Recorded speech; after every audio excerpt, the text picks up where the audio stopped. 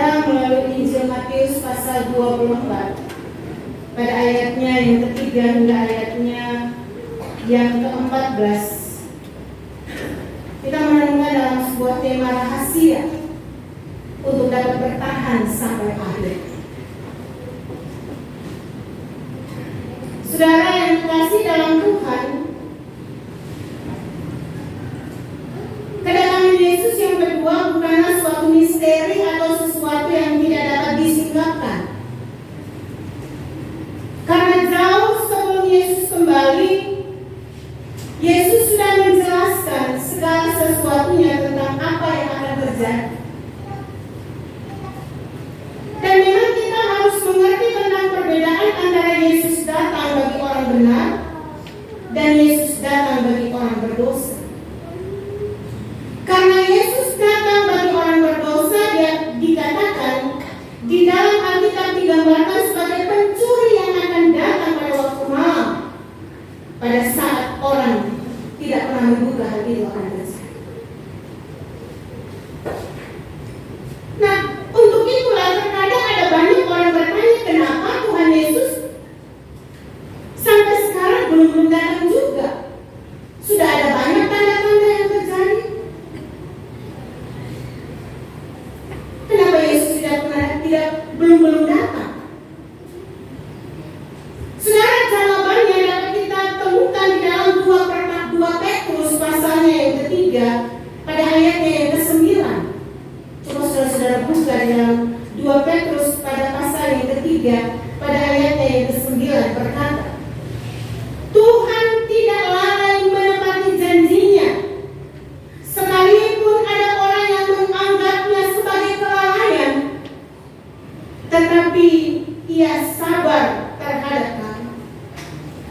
Karena ia menghendaki supaya jangan ada yang binasa, melainkan supaya semua orang berbalik dan bertobat. Itu alasan.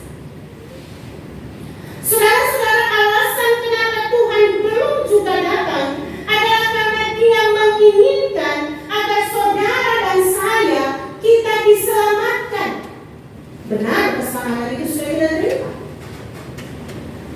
Tapi keselamatan itu bisa lepas dalam kehidupan kita ketika di dunia ini kita hidup melakukan hal yang tidak sesuai dengan kehendak. Saudara,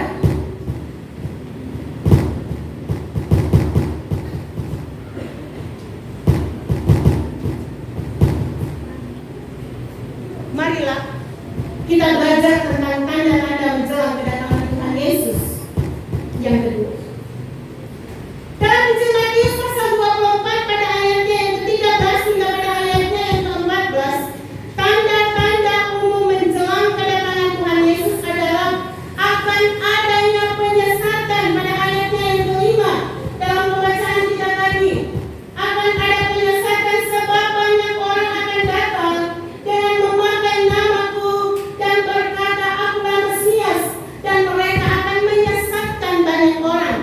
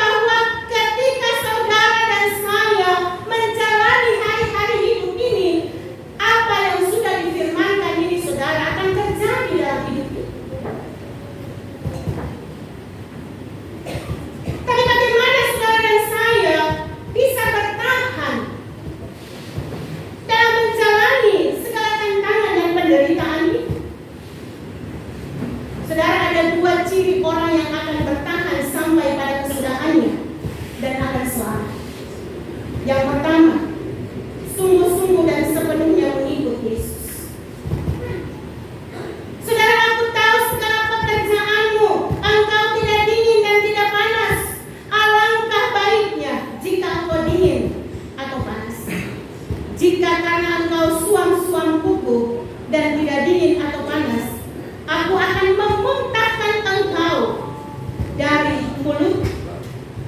Itulah yang dikatakan di dalam Wahyu pasal 3 pada ayatnya yang ke-15 hingga pada ayatnya yang ke-16.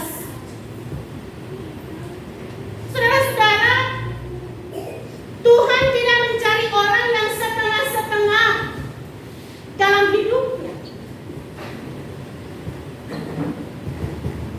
Kita dapat bertahan hanya jika kita mau hidup sungguh-sungguh di dalam Kristus Yesus. Sebab orang-orang seperti itulah yang dicari Tuhan. Untuk itu tadi dalam kitab 2 Petrus pasal yang ketiga ayat yang ke-9, Tuhan tidak lalai menepati janjinya, tapi Tuhan sementara menunggu saudara dan saya untuk bertobat, untuk berbalik ke jalan yang benar, untuk senantiasa melakukan apa yang Tuhan kehendaki dalam kehidupan kita. Kita tidak menjadi orang seperti yang disampaikan di dalam kitab Wahyu pasal 3 pada ayatnya yang ke-15 hingga pada ayatnya yang ke-14. Kita tidak menjadi orang yang suam-suam kuku, yang rajin hari ini besok tidak, yang setia tobat hari ini besok lakukan lagi dosa yang sama. Tapi yang Tuhan mau saudara dan saya, kita benar-benar dipulihkan Tuhan melalui kematian dan kebangkitan Yesus yang sudah menebus dosa saudara dan saya, dan betul-betul kita setiap saat introspeksi diri dan melakukan apa yang Tuhan Allah kehendaki. Saudara, kita dapat bertahan hanya jika saudara dan saya kita mau hidup sungguh-sungguh di dalam Kristus Yesus. Sebab orang-orang seperti itulah yang Tuhan cari menjadi manusia-manusia baru yang telah diserahkan. Ciri orang yang akan bertahan sampai pada kesudahannya dan selamat adalah orang yang rela dibersihkan Tuhan. Saudara, saya ajak kita buka dalam Yohanes pasal 15 ayat yang pertama dan kedua. Orang yang rela dibersihkan Tuhan. Lihat dalam Yohanes pasal 5 ayat 1 dan 2. Akulah pokok anggur yang benar, dan Bapa pula pengusahanya.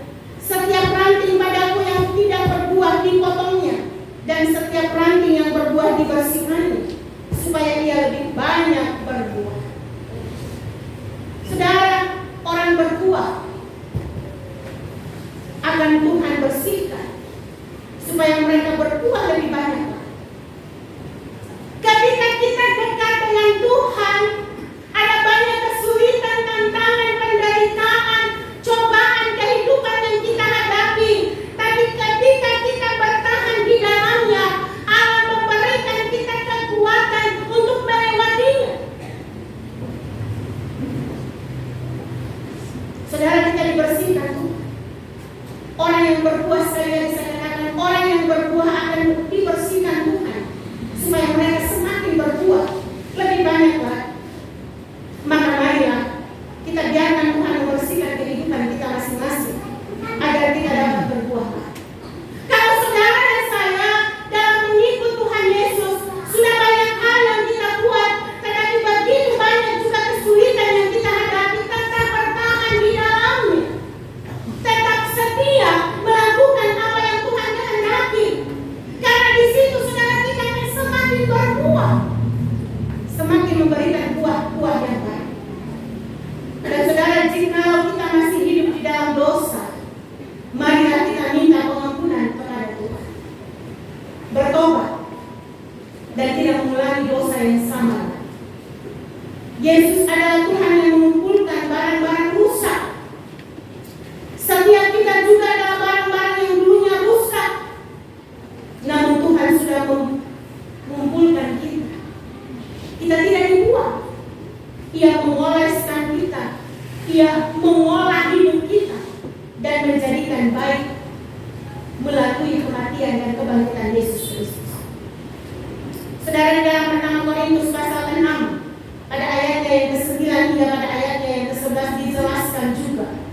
Jemaat di Korintus pada waktu itu adalah orang-orang yang dulunya berdosa, namun sudah diubahkan oleh Tuhan menjadi baik, menjadi lebih baik. Apabila bejana yang sedang dibuatnya dari tanah liat di tangannya itu rusak, maka tukang periuk itu akan mengerjakannya kembali menjadi bejana lain menurut apa yang baik pada pemandangan. Saudara bisa bandingkan itu dalam kitab Yeremia pasal 18 pada ayatnya yang keempat. Artinya, saudara dan saya ini adalah bejana Tuhan yang sementara dibentuk Tuhan dengan berbagai macam masalah, dengan berbagai macam tantangan dan kesulitan. Maka kita harus hati-hati, saudara. Kalau kita tidak bertahan dalam tantangan dan penderitaan, kita akan hancur. Bejana itu akan hancur dan tidak akan digunakan. Tapi orang-orang yang mau dipulihkan hidupnya sekalipun dia jatuh, dia akan bangkit. Dan yakinilah, seperti kita seperti periuk ini, yang sementara dibuat Tuhan, yang rusak, bejana tanah liat yang rusak ini, dia ambil kembali, dia membentuk menjadi bejana yang luar biasa, siap untuk dipakai. Pertama, saudara-saudara yang diberkati Tuhan, sampai hari ini Tuhan Yesus masih tetap mencari orang-orang rusak itu. Yesus mau daur ulang kembali. Yesus mau ubah mereka kembali menjadi manusia-manusia baru. Maka mari saudara, mari kita introspeksi diri. Kedatangan Tuhan, kita tidak tahu kapan akan datang Tuhan, tetapi tanda-tanda kedatangan Tuhan itu akan ada dan saat ini setelah kita saksikan. Berbagai macam itu adalah permulaan. Tanda-tanda awal kedatangan Tuhan. Maka mari siapkanlah diri saudara dan saya. Sekali lagi saya katakan, Tuhan Yesus masih tetap mencari barang-barang yang rusak itu. Dan dia rindu untuk memperbaikinya dan mendaur ulang. Apakah hidup kita ini hari ini perlu diperbaiki? Sekalipun dalam firman di dalam kitab Yesaya pasal 1 ayat 18, sekalipun dosamu merah seperti kirmisi akan menjadi putih seperti salju, sekalipun berwarna merah seperti kain kesumba akan menjadi putih seperti kulit domba. Itu janji firman Tuhan. Setiap saat kita menerima berita pengampunan dosa dan kita kembali baharui kehidupan kita. Bukan kita dengar berita pengampunan dosa, tapi kita kembali pulang. Kita kembali melakukan apa yang Tuhan tidak kehendaki. Kemarin saudara-saudara, tanda-tanda itu saat ini sudah kita saksikan. Di mana-mana terjadi gempa bumi, di mana-mana terjadi kelaparan, di mana-mana terjadi peperangan bangsa melawan bangsa, di mana-mana terjadi kejahatan-kejahatan yang terkadang kita tidak bisa pikirkan bahwa bisa. Untuk itu mari saudara-saudara siapkan hati, introspeksi diri, dan datang kepada Tuhan. Lakukan apa yang Tuhan Allah kehendaki, sehingga hidup saudara dan saya semakin dipakai Tuhan, menjadi bejana-bejana yang telah dibentuk Tuhan. Di dalam instansi di mana saudara dan saya kita ditaruh, kerjakanlah dengan sungguh di tempat ini. Jadilah lilin yang kecil sekalipun saudara sendiri di situ, atau dalam lingkungan yang kecil, tapi saudara bersinar di situ. Bukan saudara terjun menjadi gelap seperti orang-orang yang tidak mengenal Yesus. Marilah Bapak saudara-saudara yang diberkati Tuhan. Firman Tuhan hari ini mengajar saudara dan saya bahwa hari kedatangan Kristus semakin dekat. Tapi kita tidak tahu kapan waktu, karena dia akan datang seperti pencuri. Tugas saudara dan saya adalah berjaga-jaga dalam sepanjang perjalanan kehidupan kita, untuk selalu memperbaiki kehidupan kita, sehingga ketika Tuhan datang, dia mendapatkan iman dalam hidup saudara dan saya. Biar firman ini menjadi berkat bagi kita dalam menjalani kehidupan kita di minggu yang baru, sehingga kita dapat menjalani kehidupan Dan melalui kehidupan saudara dan saya, nama Tuhan Allah tetap dipuji, dipermuliakan. Amin. Firman Tuhan. Mari kita berdoa. Terpujilah namamu ya Allah Bapa kami dalam kerajaan sorga. Firman yang telah kami renungkan saat ini, biarlah meteraikan dalam hati kami, sehingga kami dapat menjadi pelaku-pelaku firman yang setia dalam seluruh perjalanan kehidupan. Dalam nama Yesus kami sambut firman saat ini. Amin.